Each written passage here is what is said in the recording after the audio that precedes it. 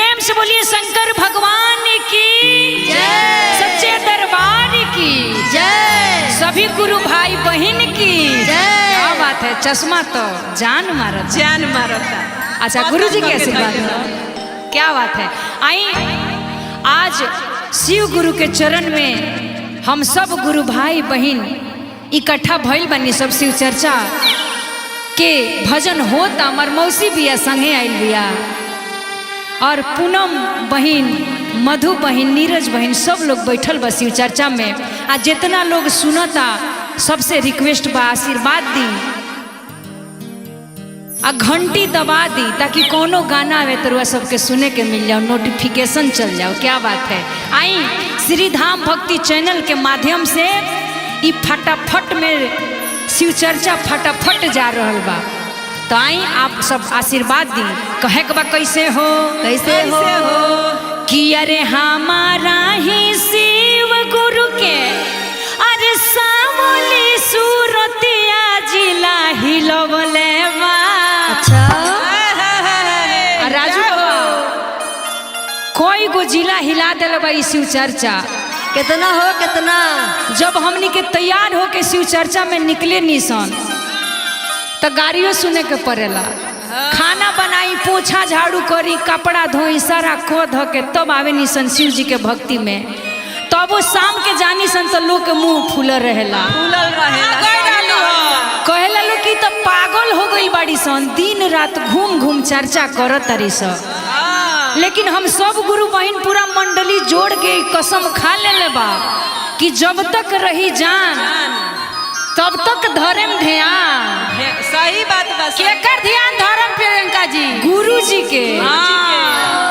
कैसे कि अरे हमारा ही शिव गुरु के सामोली सूरतिया जिला हिलवले बा, जिला हिलवले बा।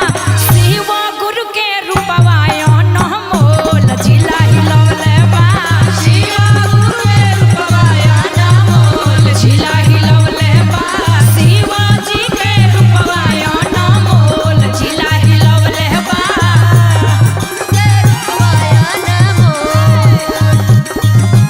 हमारा ही शिव गुरु के सामोली सूरतिया जिला हिलवले बा।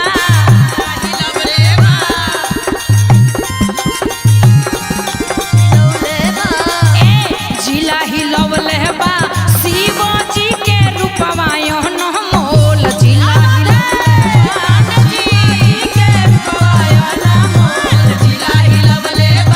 शिव जी के रूपवा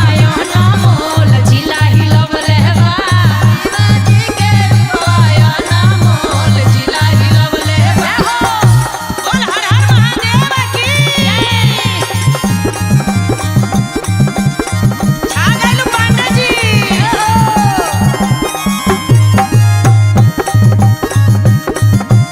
क्या बात है मौसी, हार देलू।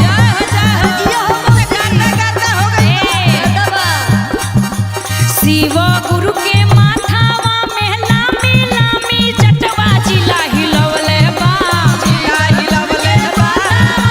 लामी लामी जटवा जिला हिलवले बा। शिव जी के माथावा में लामी लामी जटवा जिला हिलवले बा। जिला हिलवले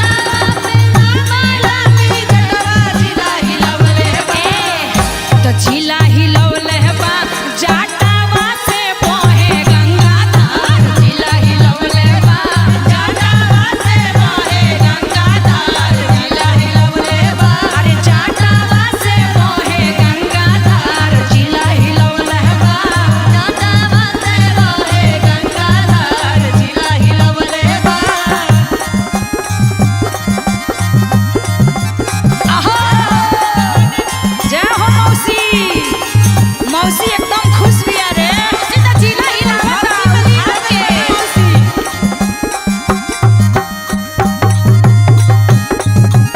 ई भक्तिया लोकले ना रोकाई कैसे।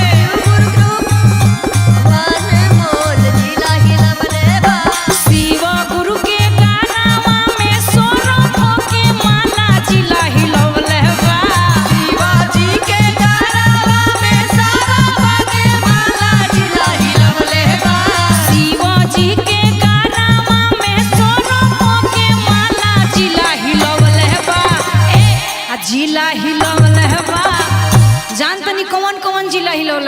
कवन कौन हो?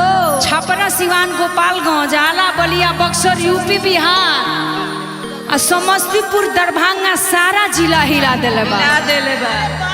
आ जब सांपुआ फुफकार छोड़ता मन डेरा जाता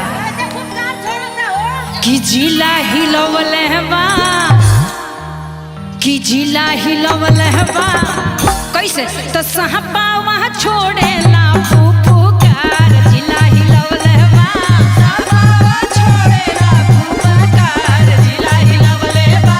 सांपा छोड़ेला फुफकार, जिला हिलवले बा। सांपा छोड़ेला फुफकार, जिला हिलवले बा। हमरा शिव गुरु के कपड़ा जींस पैंट धोती कुर्ता के काम नहीं खे।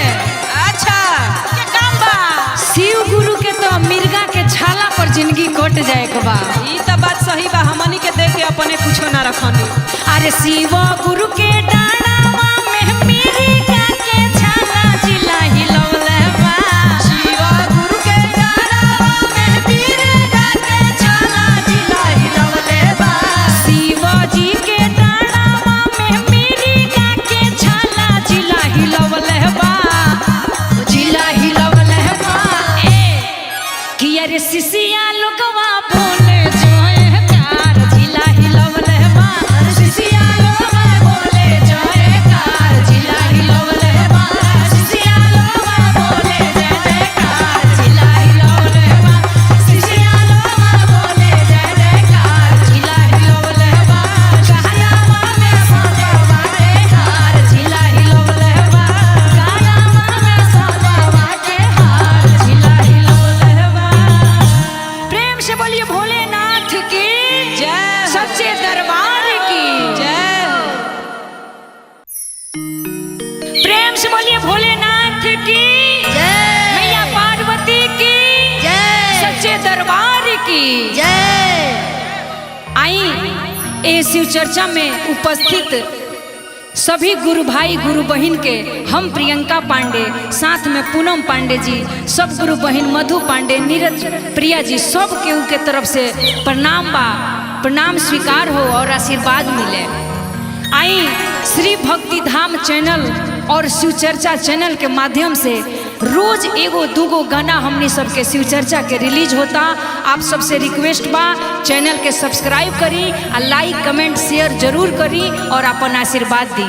आई रात के पूनम जी हमनी के सुतर रही सन, बड़ी अच्छा एगो शिशिया सपना देखले बड़ी। का हो? कौन सपना देखलो? पलंग पर अच्छा अच्छा आ सुतर रहे पूनम जी, एगो सपना देखलस। कवन सपना रहे? आ सपना में का रहे मधु जी सुनित रहे। का रहे? बतावा। कि अरे सुतल में रहनी ये गुरुजी लाली, अरे पलंगिया, अरे लाली रे पलंगिया हो। कैसे तो सपना में देखनी गुरु के सुरतिया, राम हो। सपना में देखली गुरु के सूरतिया, राम राम। सुतल में रहनी गुरुजी लाली, रे पलंगिया, अरे लाली रे पलंगिया हो। सपना में देखनी शिव के सुरतिया, जान हो।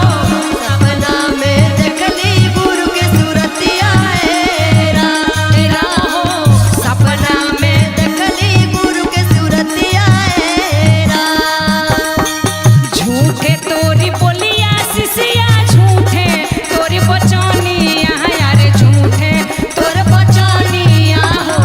के ये देखलू गुरु के सुरतिया, राम हो। कहीं देखलू गुरु के सूरतिया, राम। कि राम हो। के ये देखलू गुरु के सूरतिया, राम। आहो। बोल शंकर भगवान की।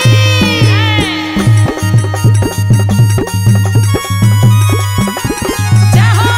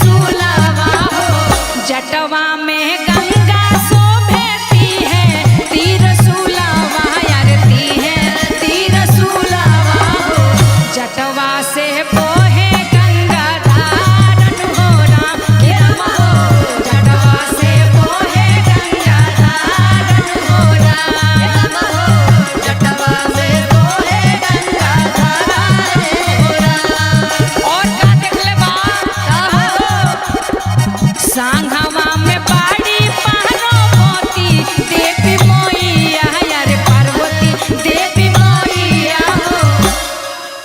और देखी का देखता, पार्वती जी के संगे जब शंकर भगवान शिव चर्चा में उपस्थित बाड़े तो कहता, का कहता हो सांघवा में देखली पार्वती देवी मैया, पार्वती देवी मैया हो। डम डम डमरू बजावेल हो राम, हे राम हो। डम डम डमरू बजावेल हो राम, हे राम हो। डम डम डमरू बजावेल हो राम, हे राम हो। डम डम डमरू बजावेल हो राम, हे राम हो। डम डम डमरू बजावेल हो राम। प्रेम से बोलिए भोलेनाथ की जय। सच्चे दरबार की जय। प्रेम से बोलिए शंकर भगवान की जय। सच्चे दरबार की जय। आए आज इस शिव चर्चा में उपस्थित सभी गुरु भाई बहन के प्रणाम बा। सबसे पहले शिव गुरु के चरणों में प्रणाम बा। बता दी बात ओह समय के हो जौना बेरा शंकर भगवान जी के शादी हो रहल बा। पार्वती मैया शंकर जी से मजाक करत तारी, पूछत तारी कि ये भोलेनाथ, माड़ो में तो बैठल बड़े शंकर भगवान, लेकिन पार्वती मैया मजाक कर तारी, पूछत तारी कैसे कैसे हो कि अरे शिव गुरु के छोटे छोटे मड़ौआ मड़ौआ बड़ी सुंदर है। शिव गुरु के छोटे छोटे मड़ौआ मड़ौआ बड़ा सुंदर है। शिव गुरु के छोटे छोटे मड़ौआ मड़ौआ बड़ी सुंदर है। ताही पैसी बैठेली गौआ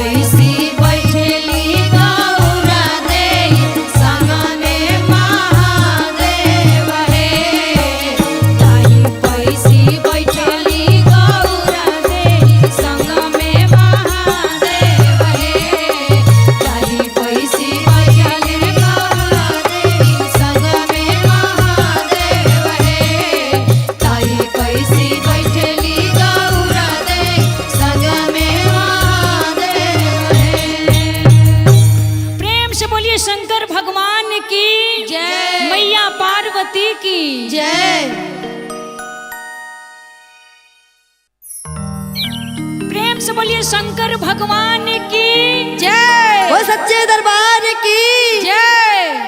आई हम प्रियंका पांडे साथ में मधु पांडे जी ए शिव गुरु के चरण में कोटि कोटि प्रणाम बा। कोटि कोटि प्रणाम। संग में सभी गुरु भाई गुरु बहन राजू बाबा सब कोई यहाँ जे भी उपस्थित बा सब कोई के प्रणाम बा। साथे साथे जे ए भजन के सुनता टाइम देता ओहू सबके चरण में कोटि कोटि प्रणाम बा। आई एगो शिष्या के कहानी बा। शिव जी रूस गइल बड़े। देखी ए गुरु बहिना, हाँ सब केहू कहा था कि लोग तनी चर्चा कराई तो गुरु जी जल्दी आई हैं जी। कुल कह के हार गनी, गली गली मोहल्ला मोहल्ला टोला टोला घूम लेनी। कहिया से जहाँ देखनी गुरु जी की चर्चा होता हाँ सब केहू के दया सुनत और चर्चा करावता, जे जे सब कुछ जे जे मांगता मिलता। आ शिव जी तहार नहीं के पूर्ण करो। लेकिन हम इतना दिन से चर्चा कराता नहीं, हर भेरी से मनावता लेकिन मानते नहीं कि का करी हो बही। मान जाई मान जाई। तो सुनी गाना के भाव का बा सुनाई।